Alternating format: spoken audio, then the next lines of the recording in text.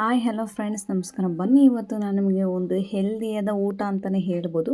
ಮುದ್ದೆ ಹಾಗೂ ಬೆಂಡೆಕಾಯಿ ಹುಳಿ ಅಥವಾ ಸಾಂಬಾರನ್ನು ಹೇಗೆ ಮಾಡೋದಂತ, ನಮ್ಮ ಹಳ್ಳಿ ಸೈಡ್ ಹೇಗೆ ಮಾಡ್ತಾರೆ ಅಂತ ನಾನು ತೋರಿಸ್ಕೊಡ್ತಾ ಇದ್ದೀನಿ. ವೀಡಿಯೋನ ಕೊನೆಯವರೆಗೆ ಸ್ಕಿಪ್ ಮಾಡಿದೆ ನೋಡಿ. ಹಾಗೂ ಯಾರೆಲ್ಲ ಮುದ್ದೆ ಮಾಡೋಕ್ಕೆ ಬರೋಲ್ಲ ಅನ್ನೋರು ಈ ವಿಡಿಯೋ ಖಂಡಿತವಾಗಿ ನಿಮಗೆ ಯೂಸ್ಫುಲ್ ಅಂತಲೇ ಹೇಳ್ಬೋದು. ನಾನು ಕೂಡ ಫಸ್ಟ್ಗೆ ನನಗೆ ಮುದ್ದೆ ಮಾಡೋಕ್ಕೆ ಬರ್ತಿದ್ದಿಲ್ಲ, ಆದರೆ ಈಗ ಪರ್ಫೆಕ್ಟಾಗಿ ಮುದ್ದೆನ ಮಾಡ್ತೀನಿ. ನನ್ನ ವೀಡಿಯೋನ ಕೊನೆಯವರೆಗೆ ಸ್ಕಿಪ್ ಮಾಡಿದೆ ನೋಡಿ. ನಾನು ಇಲ್ಲಿ ಹೈಬ್ರಿಡ್ ಬೆಂಡೆಕಾಯಿನ ತೊಗೊಂಡಿಲ್ಲ, ಜವಾರಿ ಬೆಂಡೆಕಾಯಿನ ತೊಗೊಂಡಿದ್ದೀನಿ. ಬಿಕಾಸ್ ಹಳ್ಳಿ ಸೈಡು ಜಾಸ್ತಿ ಜವಾರಿ ಬೆಂಡೆಕಾಯಿ ಸಿಗುತ್ತೆ. ಹಾಗಾಗಿ ನಾನು ಜವಾರಿ ಬೆಂಡೆಕಾಯಿಯನ್ನು ತಿನ್ನೋದ್ರಿಂದ ಎಲ್ರಿಗೂ ಕೂಡ ತುಂಬಾ ಒಳ್ಳೆಯದಂತಲೇ ಹೇಳ್ಬೋದು. ಮಕ್ಕಳ ಕಣ್ಣಿನ ದೃಷ್ಟಿ ತುಂಬ ಚೆನ್ನಾಗಿರುತ್ತೆ. ಚಿಕ್ಕ ಮಕ್ಕಳಿರುವಾಗಿಂದಲೇ ನೀವು ಬೆಂಡೆಕಾಯಿನ ತಿನ್ನಿಸ್ಕೊಳ್ತಾ ಬಂದರೆ ಅವರ ಆರೋಗ್ಯ ಕೂಡ ತುಂಬ ಚೆನ್ನಾಗಿರುತ್ತೆ. ಹಾಗಾಗಿ ನಾನು ಬೆಂಡೆಕಾಯಿ ಸಾಂಬಾರನ್ನು ಹೇಗೆ ಮಾಡೋದು ಅಥವಾ ಹುಳಿಯನ್ನು ಹೇಗೆ ಮಾಡೋದು ತೋರಿಸ್ಕೊಡ್ತಾ ಇದ್ದೀನಿ. ಚಿಕ್ಕದಾಗಿ ನಾನು ಬೆಂಡೆಕಾಯಿನ ಹೆಚ್ಕೊಂಡು ಮೀಡಿಯಮ್ ಆಗಿ ರೋಸ್ಟ್ ಮಾಡ್ಕೊಳ್ತಾ ಇದ್ದೀನಿ. ಜಾಸ್ತಿ ರೋಸ್ಟ್ ಮಾಡಿಕೊಂಡ್ರೆ ಬೆಂಡೆಕಾಯಿ ಹುಳಿ ನಿಮಗೆ ಅದರ ಟೇಸ್ಟು, ಅದರ ಒರಿಜಿನಲ್ ಫ್ಲೇವರ್ ನಿಮಗೆ ಗೊತ್ತಾಗೋದಿಲ್ಲ. ಹಾಗಾಗಿ ಜಾಸ್ತಿ ಫ್ರೈ ಮಾಡಲಿಕ್ಕೆ ಹೋಗಬೇಡಿ. ಮೀಡಿಯಮ್ ಆಗಿ ಸ್ವಲ್ಪ ಕಲರ್ ಚೇಂಜ್ ಆಗೋವರೆಗೂ ಮಾತ್ರ ನೀವು ಫ್ರೈ ಮಾಡ್ಕೊಳ್ಬೇಕಾಗುತ್ತೆ. ನೋಡಿ, ನಾನಿಲ್ಲಿ 1/4 kg ಅಂದರೆ 250 ಗ್ರಾಮ್ ಆಗುವಷ್ಟು ಬೆಂಡೆಕಾಯಿನ ಚಿಕ್ಕದಾಗಿ ಹೆಚ್ಕೊಂಡು ನೋಡಿ ಈ ಥರ ಬ್ರೌನ್ ಕಲರ್ಗೆ ಬರೋವರೆಗೂ ನಾನು ಫ್ರೈ ಮಾಡ್ಕೊಳ್ತಾ ಇದ್ದೀನಿ. ನೀವು ನೋಡ್ತಿರ್ಬೋದು ನೋಡಿ. ಬರೀ ಟಿಫನ್ನು, ರೊಟ್ಟಿ, ಚಪಾತಿ ಈ ಥರ ಊಟ ಮಾಡಿ ಬೇಜಾರಾಗಿದ್ದರೆ ಮುದ್ದೆ ಕೂಡ ಒಂದು ಸಲ ಟ್ರೈ ಮಾಡಿ ನೋಡಿ. ಈ ಮುದ್ದೆ ಹಾಗೂ ಬೆಂಡೆಕಾಯಿ ಹುಳಿ ಒಳ್ಳೆ ಕಾಂಬಿನೇಷನ್ ಅಂತಲೇ ಹೇಳ್ಬೋದು. ಹಾಗಾಗಿ ನಾನು ಮುದ್ದೆ ಹಾಗೂ ಬೆಂಡೆಕಾಯಿ ಸಾಂಬಾರನ್ನು ಮಾಡ್ಕೊಂಡಿದ್ದೀನಿ. ಈಗ ಇದನ್ನು ಚೆನ್ನಾಗಿ ರೋಸ್ಟ್ ಆಗಿದೆ, ಸೈಡಲ್ಲಿ ಎತ್ತಿಟ್ಕೊಳ್ಳೋಣ. ಅದೇ ಗ್ಯಾಸಲ್ಲಿ ನಾನು ಒಂದು ಪ್ಯಾನ್ಗೆ ಸಾಂಬಾರನ್ನು ಮಾಡ್ಕೊಳ್ಳೋಕ್ಕೆ ಸ್ವಲ್ಪ ಎಣ್ಣೆಯನ್ನು ಹಾಕ್ಕೊಳ್ತಾ ಇದ್ದೀನಿ. ನೋಡಿ, ಗ್ಯಾಸನ್ನು ಈಗ ನೀವು ಲೋ ಫ್ಲೇಮಲ್ಲಿ ಇಟ್ಕೊಳ್ಬೇಕಾಗುತ್ತೆ. ಕೆಲವ್ರ ಕಡೆ ಸಾಂಬಾರನ್ನ ಜಾಸ್ತಿ ಶೇಂಗಾ ಪುಡಿ ಹಾಗೂ ಕೆಲವು ಕಡೆ ಸಾಂಬಾರನ್ನ ಮಸಾಲೆ ಹಾಕಿ ಕೂಡ ಮಾಡ್ತಾರೆ, ಕೊತ್ತಂಬರಿ ಆ ಥರ ಹಾಕಿ. ನಾನು ಆ ಥರ ಮಸಾಲೆ ಏನು ಜಾಸ್ತಿ ಯೂಸ್ ಮಾಡಿಲ್ಲ. ನೋಡಿ, ಈಗ ನಾನು ಎಣ್ಣೆ ಬಿಸಿಯಾದ ನಂತರ ಹಸಿ ಕರಿಬೇವನ್ನು ಹಾಕೋದ್ರಿಂದ ಟೇಸ್ಟ್ ತುಂಬ ಚೆನ್ನಾಗಿ ಬರುತ್ತೆ. ಹಾಗಾಗಿ ನಾನು ಯಾವುದೇ ಅಡುಗೆ ಮಾಡಿದರೂ ಕೂಡ ಮನೆಯಲ್ಲಿ ಇದ್ದಾಗ ಹಸಿ ಕರಿಬೇವು ಇದ್ದಾಗ ಅದನ್ನೇ ಹಾಕ್ತೀನಿ.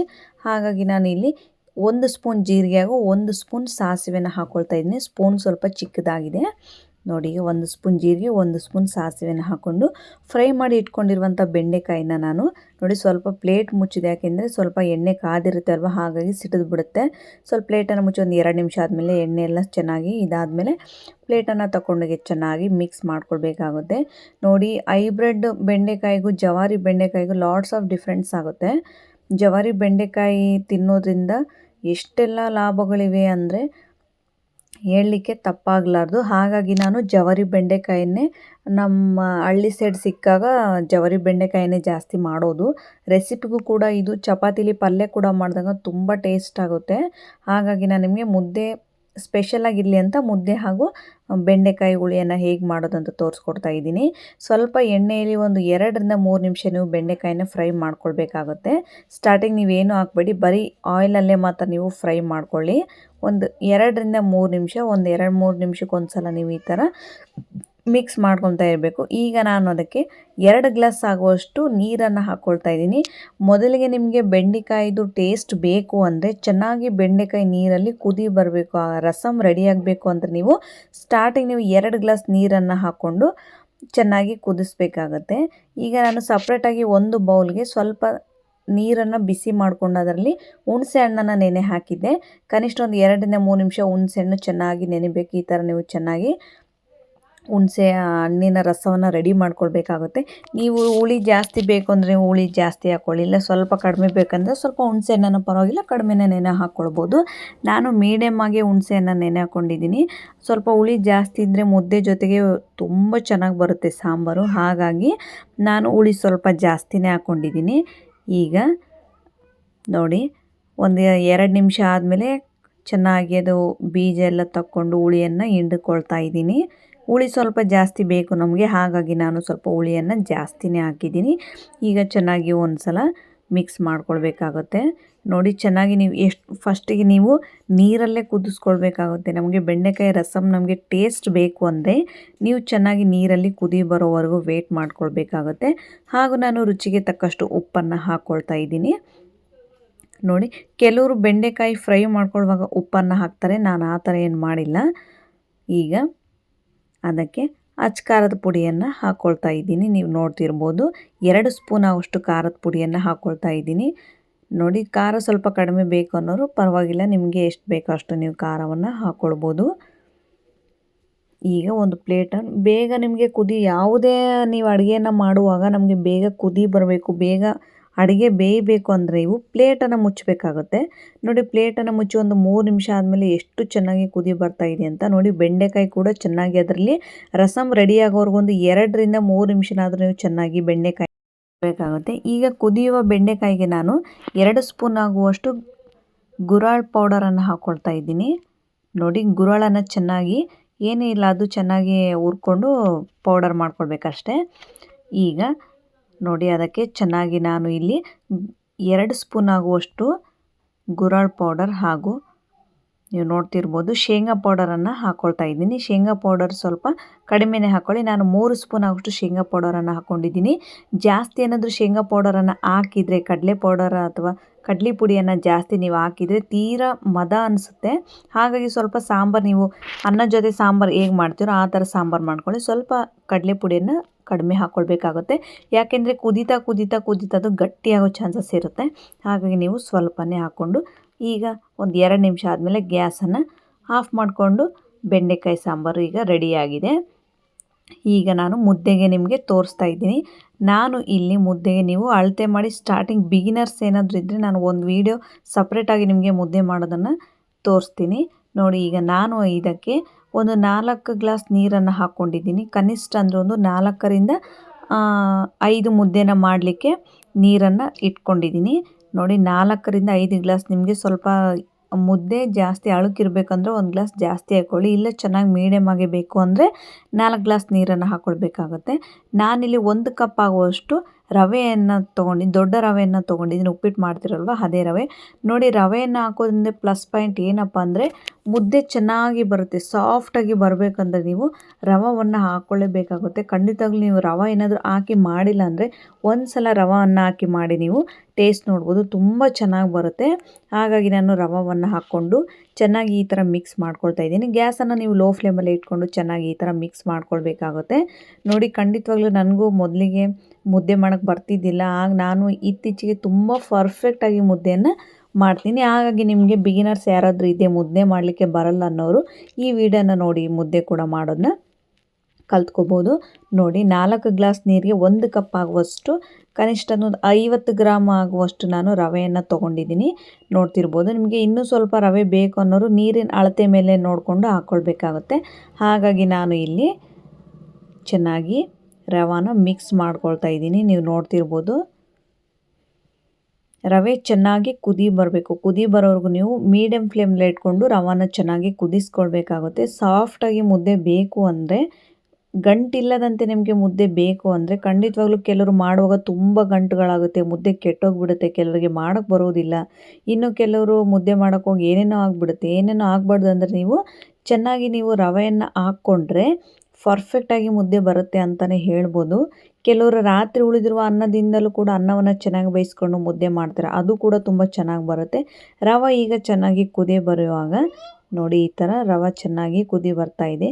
ಕುದಿ ಬರುವಾಗ ಗ್ಯಾಸನ್ನು ನೀವೀಗ ಲೋ ಫ್ಲೇಮಲ್ಲಿ ಮಾಡ್ಕೊಳ್ಬೇಕಾಗುತ್ತೆ. ಹಿಟ್ಟನ್ನು ಹಾಕ್ಕೊಳ್ಳೋದ ಕಾರಣ ಗ್ಯಾಸನ್ನು ಲೋ ಫ್ಲೇಮಲ್ಲಿ ಇಟ್ಕೊಳ್ಬೇಕಾಗುತ್ತೆ. ರವೆ ಹಾಕಿ ಕನಿಷ್ಠ ಅಂದರೆ ಒಂದು 6 ರಿಂದ 7 ನಿಮಿಷನಾದರೂ ನೀವು ರವೆಯನ್ನು ಚೆನ್ನಾಗಿ ಒಂದು ಅಳತೆಗೆ ಬರೋರ್ಗೆ, ಅಂದರೆ ಈ ಗಂಜಿ ಕುಡಿತಾರಲ್ವ ಆ ಅಳತೆಗೆ ಬರೋವರೆಗೂ ನೀವು ರವೆನ ಚೆನ್ನಾಗಿ ನೋಡಿ ಈ ಥರ ಗಂಜಿ ಆಗೋ ಥರ ನೀವು ಚೆನ್ನಾಗಿ ನೋಡಿ ನಿಮಗೆ ತೋರಿಸ್ತಾ ಇದ್ದೀನಿ. ಗಂಜಿ ಬರೋವರೆಗೂ ನೀವು ಚೆನ್ನಾಗಿ ರವೆಯನ್ನು ಕುದಿಸ್ಕೊಳ್ಬೇಕಾಗುತ್ತೆ. ನೋಡಿ ಈಗ ಗ್ಯಾಸನ್ನು ನೀವು ಪೂರ್ತಿ ಲೋ ಫ್ಲೇಮಲ್ಲಿ ಮಾಡಿಬಿಡಿ. ಹಿಟ್ಟು ಹಾಕುವಾಗ ಗ್ಯಾಸನ್ನು ಹೈ ಫ್ಲೇಮಲ್ಲಿ ಇಟ್ಕೊಂಡ್ರೆ ಹಿಟ್ಟು ಬೇಗ ಕುದ್ದೋಗಿಬಿಡುತ್ತೆ. ಹಾಗಾಗಿ ಗ್ಯಾಸನ್ನು ನೀವು ಲೋ ಫ್ಲೇಮಲ್ಲಿ ಇಟ್ಕೊಂಡು ಮುದ್ದೆಗೆ ಬೇಕಾಗುವಂಥ ನಾನು ನೀರನ್ನು ಎಷ್ಟು ಹಾಕಿದ್ದೀನಿ ಅಷ್ಟೇ ನಾನು ಹಿಟ್ಟನ್ನು ತೊಗೊಂಡಿದ್ದೀನಿ. ಅಳತೆಗೆ ನೀವು ನೋಡ್ಕೊಳ್ಬೋದು. ನೋಡಿ ನೀರಿನ ಮೇಲೆ ಡಿಪೆಂಡ್ ಆಗುತ್ತೆ ಹಿಟ್ಟು ಎಷ್ಟು ಹಾಕ್ಕೊಳ್ಬೇಕಂತ. ಕನಿಷ್ಠ ಅಂದರೆ ನಾನಿಲ್ಲಿ ಒಂದು 300 ಗ್ರಾಮ್ ಆಗುವಷ್ಟು ಹಿಟ್ಟನ್ನು ತೊಗೊಂಡಿದ್ದೀನಿ. 4 ಗ್ಲಾಸ್ ನೀರಿಗೆ 1 ಕಪ್ ರವೆ ಹಾಗೂ 300 ಗ್ರಾಮ್ ಆಗುವಷ್ಟು ಜೋಳದ ಹಿಟ್ಟನ್ನು ತೊಗೊಂಡಿದ್ದೀನಿ. ಜೋಳದ ಹಿಟ್ಟು ಅಂದರೆ ಕನಿಷ್ಠ ಅಂದರೆ ಒಂದು 15 ರಿಂದ 20 ನಿಮಿಷ ಆದರೆ ಸಾಕು, ತುಂಬ ಚೆನ್ನಾಗಿ ಮುದ್ದೆಗೆ ರೆಡಿಯಾಗುತ್ತೆ. ಇಲ್ಲಪ್ಪ ನಾವು ರಾಗಿ ಮುದ್ದೆ ಮಾಡ್ತೀವಿ ಅಂದರೆ ಕನಿಷ್ಠ ಅಂದ್ರೆ ಒಂದು 25 ನಿಮಿಷ ರಾಗಿ ಬೇಗ ನೀರಿನಲ್ಲಿ ಕುದಿಯೋದಿಲ್ಲ, ಹಾಗೆ ಹಸಿ ಹಸಿ ಆಗಿಬಿಡುತ್ತೆ. ಹಾಗಾಗಿ ರಾಗಿ ಹಿಟ್ಟು ಮಾಡಿದಾಗ ಮಾತ್ರ ನೀವು ಜಾಸ್ತಿ ಹೊತ್ತು ಕುದಿಸ್ಕೊಳ್ಬೇಕಾಗುತ್ತೆ. ಜೋಳದ ಹಿಟ್ಟು ಏನಾದರೂ ಹಾಕಿದರೆ ಒಂದು 20 ಮಿನಿಟ್ಸ್ ಆದರೆ ಸಾಕು, ಮುದ್ದೆನೂ ಕೂಡ ನಿಮಗೆ ರೆಡಿ ಆಗುತ್ತೆ. ನೋಡಿ, ಒಂದು 2 ಸಲ ಕಟ್ ಮಾಡಿ ನಿಮಗೆ ಈ ಥರ ತೋರಿಸ್ತಾ ಇದ್ದೀನಿ. ಮುದ್ದೆ ಚೆನ್ನಾಗಿ ಕುದಿ ಬರ್ತಾಯಿದೆ ಅಂತ. ಲಾಸ್ಟ್ಗೆ ಈ ಥರ ಕಡೆಯದಾಗಿ ಗ್ಯಾಸನ್ನು ನೀವು ಪೂರ್ತಿ ಲೋ ಫ್ಲೇಮಲ್ಲಿ ಇಟ್ಕೊಂಡು ಮುದ್ದೆಯನ್ನು ಬೇಯಿಸ್ಕೊಳ್ಬೇಕಾಗುತ್ತೆ. 20 ನಿಮಿಷ ನೀವು ಗ್ಯಾಸನ್ನು ಪೂರ್ತಿ ಲೋ ಫ್ಲೇಮಲ್ಲಿ ಇಟ್ಕೊಂಡು ಮುದ್ದೆಯನ್ನು ಚೆನ್ನಾಗಿ ಕುದಿಸ್ಕೊಳ್ಬೇಕಾಗುತ್ತೆ. ಈಗ ನಾನು ಗ್ಯಾಸನ್ನು 1 ಸೆಕೆಂಡ್ ಹೈ ಫ್ಲೇಮಲ್ಲಿ ಇಟ್ಕೊಂಡು ಆಫ್ ಮಾಡ್ಕೊಳ್ತಾ ಇದ್ದೀನಿ. ನೀವು ನೋಡ್ತಿರ್ಬೋದು ಚೆನ್ನಾಗಿ ಕುದಿ ಬರ್ತಾಯಿದೆ. ಒಂದು 2 ಸೆಕೆಂಡ್ ಅಷ್ಟೇ, ಇಳಿಸುವಾಗ ಒಂದು 2 ಸೆಕೆಂಡ್ ಹೈ ಫ್ಲೇಮಲ್ಲಿ ಇಟ್ಕೊಂಡು ಈ ಥರ ಮಾಡ್ಕೊಳ್ತಾ ಇದ್ದೀನಿ. ನೀವು ನೋಡ್ತಿರ್ಬೋದು. ನೋಡಿ, ಈಗ ಚೆನ್ನಾಗಿ ಗಂಟಿಲ್ಲದಂತೆ ನಾನು ಮುದ್ದೆ ಕೋಲು ತೊಗೊಂಡು ಚೆನ್ನಾಗಿ ಈ ಥರ ಮುದ್ದೆಯನ್ನು ರೆಡಿ ಮಾಡ್ಕೊಳ್ತಾ ಇದ್ದೀನಿ. ತುಂಬ ಕೇರ್ಫುಲ್ಲಾಗಿ ನೀವು ಮುದ್ದೆ, ಕೆಲವರು ಗ್ಯಾಸ್ ಮೇಲೆ ಮುದ್ದೆನ ತಿರ್ಕೊಳ್ತಾರೆ, ನನಗೆ ಅದು ಸೆಟ್ ಆಗೋದಿಲ್ಲ. ಹಾಗಾಗಿ ನಾನು ಕೆಳಗಡೆನೆ ಅರ್ಬೆಯನ್ನು ಅಥವಾ ಬಟ್ಟೆಯನ್ನು ತೊಗೊಂಡು ಪಾತ್ರೆಯನ್ನು ಇಟ್ಕೊಂಡು ಈ ಥರ ಚೆನ್ನಾಗಿ ಮುದ್ದೆಯನ್ನು ತಿರ್ಕೊಳ್ತಾ ಇದ್ದೀನಿ. ಖಂಡಿತವಾಗ್ಲೂ ನೀವು ಒಂದು ಸಲ ರವೆಯನ್ನು ಹಾಕಿ ಮಾಡಿ ನೋಡಿ, ಎಷ್ಟು ಸಾಫ್ಟಾಗಿ ಸ್ಮೂತಾಗಿ ನಿಮಗೆ ಗಂಟಿಲ್ಲದಂತೆ ಮುದ್ದೆ ಬೇಕು ಅಂದರೆ ನೀವು ರವೆನ ಮಿಸ್ ಮಾಡಲಿಕ್ಕೆ ಹೋಗಬೇಡಿ. ಚೆನ್ನಾಗಿ ಒಂದು 2 ರಿಂದ 3 ನಿಮಿಷ ನೀವು ಗಂಟಿಲ್ಲದಂತೆ ನೀವು ಮುದ್ದೆನ ತಿರ್ಕೊಳ್ಬೇಕಾಗತ್ತೆ. ನೋಡಿ, ತೀರಾ ಸಾಫ್ಟ್ ಕೂಡ ಆಗಿಲ್ಲ, ತೀರಾ ಗಟ್ಟಿ ಕೂಡ ಆಗಿಲ್ಲ, ಮೀಡಿಯಮ್ ಆಗಿ ಎಷ್ಟು ಚೆನ್ನಾಗಿ ಮುದ್ದೆ ಒಂದು 4 ರಿಂದ 5 ಮುದ್ದೆಗೆ ಆಗುವಷ್ಟು ಮಾತ್ರ ನಾನು ನಿಮಗೆ ತೋರಿಸ್ತಾ ಇದ್ದೀನಿ. ನೋಡಿ ಎಷ್ಟು ಚೆನ್ನಾಗಿ ಬಂದಿದೆ ಅಂತ. ಒಂದು 3 ನಿಮಿಷ ಚೆನ್ನಾಗಿ ಇದನ್ನು ತಿರ್ಕೊಳ್ಬೇಕಾಗತ್ತೆ. ಈಗ ಒಂದು ನಾನು ಸ್ಪೂನನ್ನು ತೊಗೊಂಡು ಚೆನ್ನಾಗಿ ಕೋಲಿಗೆ ಹತ್ಕೊಂಡಿರುವಂತಹ ಮುದ್ದೆ ಹಿಟ್ಟನ್ನು ಚೆನ್ನಾಗಿ ಅಂದ್ಕೊಳ್ತಾ ಇದ್ದೀನಿ. ಅಂದ್ಕೊಂಡು ಇದನ್ನು ಸೈಡ್ಗೆ ಒಂದು ನೀರಲ್ಲಿ ಇಟ್ಟುಬಿಡಿ, ಇಲ್ಲಾಂದರೆ ಒಣಗೋಗ್ಬಿಡುತ್ತೆ. ಹಾಗಾಗಿ ಒಂದು ನೀರಲ್ಲಿ ಇಟ್ಟುಬಿಟ್ರೆ ಅದು ಪಾತ್ರೆ ತೊಳೆಯೋತ್ತಿಗೆ ನೆಂದು ಬಿಡುತ್ತೆ. ಈಗ ಚೆನ್ನಾಗಿ ಒಂದು ಸ್ಪೂನಲ್ಲೂ ಕೂಡ ಒಂದು 2 ಸಲ ನೀವು ಈ ಥರ ಮಾಡ್ಕೊಳ್ಳಿ. ಏನಾದರೂ ಬೈ ಮಿಸ್ಟೇಕಾಗಿ ಎಲ್ಲೋ ಒಂದು ಗಂಟಿದ್ದರೆ ಒಡೆದೋಗುತ್ತೆ. ಈಗ ಮುದ್ದೆ ತೊಟ್ಟುವ ಇದು ಕೂಡ ಸ್ಪೂನ್ ಅಂತ ಏನು ಹೇಳ್ತಾರೆ, ನನಗೆ ಇದು ಅಚ್ಚ ಭಾಷೆಯಲ್ಲಿ ಗೊತ್ತಿಲ್ಲ. ಮುದ್ದೆ ತೊಟ್ಟುವ ಸಾಮಾನನ್ನು ತೊಗೊಂಡು ಈಗ ನಾನು ಅದಕ್ಕೆ ಮುದ್ದೆನ ಹಾಕ್ಕೊಳ್ತಾ ಇದ್ದೀನಿ. ನಿಮಗೆ ಯಾವ ಸೈಜ್ ಬೇಕೋ, ನೀವು ಸ್ವಲ್ಪ ದೊಡ್ಡದು ಬೇಕಂದರೆ ಹಿಟ್ಟನ್ನು ಜಾಸ್ತಿ ತೊಗೊಳ್ಳಿ, ಚಿಕ್ಕದು ಬೇಕಂದರೆ ಸ್ವಲ್ಪ ಹಿಟ್ಟನ್ನು ಕಡಿಮೆ ತೊಗೊಂಡು ಒಂದು 4 ರಿಂದ 5 ಸಲ ಚೆನ್ನಾಗಿ ತೊಟ್ಟಬೇಕಾಗುತ್ತೆ. ನಿಮಗೆ ಮುದ್ದೆ ರೌಂಡ್ ಶೇಪಲ್ಲಿ ಬೇಕು ಅಂದರೆ ಬೇಗ ಸುಡುವಾಗಲೇ ನೀವು ಮುದ್ದೆನ ತೊಟ್ಟಿದ್ರೆ ಒಂದು ಹದವಾಗಿ ರೌಂಡಾಗಿ ನಾವು ಮಾಡಿದ ಶೇಪಲ್ಲಿ ಬೇಕು ಅಂದರೆ ಮುದ್ದೆ ಇಟ್ಟು ಸುಡುವಾಗಲೇ ಬೇಗ ತೊಟ್ಟು ಬಿಡ್ಬೇಕು. ನೀವು ಆರಿದ ಮೇಲೆ ಏನಾದರೂ ಬಿಟ್ಟರೆ ನಿಮ್ಗೆ ಯಾವ ಶೇಪು ಬರೋಲ್ಲ, ಮುದ್ದೆ ಕೂಡ ರೆಡಿ ಆಗೋಲ್ಲ. ಸುಡುವಾಗಲೇ ನೀವು ಚೆನ್ನಾಗಿ ಈ ಥರ ಮುದ್ದೆಯನ್ನು ಮಾಡಿಕೊಂಡ್ರೆ ಖಂಡಿತವಾಗ್ಲೂ ನೀವು ಮಾಡಿದಂಥ ಶೇಪಲ್ಲೇ ನಿಮಗೆ ಮುದ್ದೆ ನೋಡಿ ಎಷ್ಟು ಚೆನ್ನಾಗಿ, ಎಲ್ಲೂ ಗಂಟಿಲ್ಲದಂತೆ ಎಷ್ಟು ಸಾಫ್ಟ್ ಆ್ಯಂಡ್ ಸ್ಮೂತಾಗಿ ನಿಮಗೆ ಮುದ್ದೆ ರೆಡಿಯಾಗಿದೆ ಅಂತ. ಈಗ ನಾನು ಒಂದು ಪ್ಲೇಟ್ಗೆ ಹಾಕ್ಕೊಳ್ತಾ ಇದ್ದೀನಿ. ಅದೇ ರೀತಿ ನಾನು ಇನ್ನೊಂದು ಕೂಡ ನಿಮಗೆ ಮುದ್ದೆನ ಮಾಡಿ ತೋರಿಸ್ತೀನಿ. ಅದರಲ್ಲಿ ಮುದ್ದೆ ತೊಟ್ಟೋ ಸಾಮಾನಲ್ಲಿ ಸ್ವಲ್ಪ ನೀರನ್ನು ಹಾಕ್ಕೊಳ್ವಿ, ಇಲ್ಲಾಂದರೆ ಅದು ಮುದ್ದೆ ಹತ್ತೋಗ್ಬಿಡುತ್ತೆ. ಹಾಗಾಗಿ ಸ್ವಲ್ಪ ಅದರಲ್ಲಿ ನೀರನ್ನು ಹಾಕ್ಕೊಂಡಿದ್ದೀನಿ. ಸ್ವಲ್ಪ ದೊಡ್ಡದು ಮಾಡ್ಕೊಳ್ತಾ ಇದ್ದೀನಿ ಮುದ್ದೆನ. ಅದ್ರ ಮೇಲೆ ಸ್ವಲ್ಪ ನಿಮ್ಮ ಕೈ ಯಾವಾಗಲೂ ಸ್ವಲ್ಪ ಹಸಿನೇ ಇರಬೇಕು, ಇಲ್ಲಾಂದರೆ ಕೈ ಸುಡುವ ಮುದ್ದೆ ಕೈಗೆ ಹತ್ತು ಬಿಡುತ್ತೆ. ಈ ಥರ ನೀವು ಚೆನ್ನಾಗಿ ಅದಕ್ಕೆ ಒಂದು ರೌಂಡ್ ಶೇಪ್ಗೆ ಬರೋವರೆಗೂ ತೊಟ್ಟಬೇಕಾಗುತ್ತೆ ಮುದ್ದೆಯನ್ನು. ನೋಡಿ, ಎಲ್ಲೂ ಗಂಟಿಲ್ಲದಂತೆ ಎಲ್ಲೂ ಬಿರುಕಾಗದಂತೆ ಮುದ್ದೆ ಕೂಡ ತುಂಬ ಚೆನ್ನಾಗಿ ರೆಡಿಯಾಗಿದೆ. ಖಂಡಿತವಾಗ್ಲೂ ಈ ವಿಡಿಯೋ ನಿಮಗೆ ಇಷ್ಟ ಆಗಿದೆ, ಯೂಸ್ಫುಲ್ ಅನಿಸಿದರೆ ನನ್ನ ಚಾನಲ್ಗೆ ಲೈಕ್ ಮಾಡಿ, ಶೇರ್ ಮಾಡಿ ಹಾಗೂ ಸಬ್ಸ್ಕ್ರೈಬ್ ಮಾಡ್ಕೊಳ್ಳೋದನ್ನು ಮಾತ್ರ ಮರಿಬೇಡಿ. ನನ್ನ ಹೊಸ ವಿಡಿಯೋಗಳ ನಿಮಗೆ ನೋಟಿಫಿಕೇಷನ್ ಬೇಕು ಅಂದರೆ ನನ್ನ ಚಾನಲ್ಗೆ ಸಬ್ಸ್ಕ್ರೈಬ್ ಮಾಡ್ಕೊಳ್ಳಿ. ಈಗ ಒಂದು ಪ್ಲೇಟ್ಗೆ ನಾನು ಮುದ್ದೆ ಹಾಗೂ ಸಾಂಬಾರನ್ನು ತೋರಿಸ್ತೀನಿ.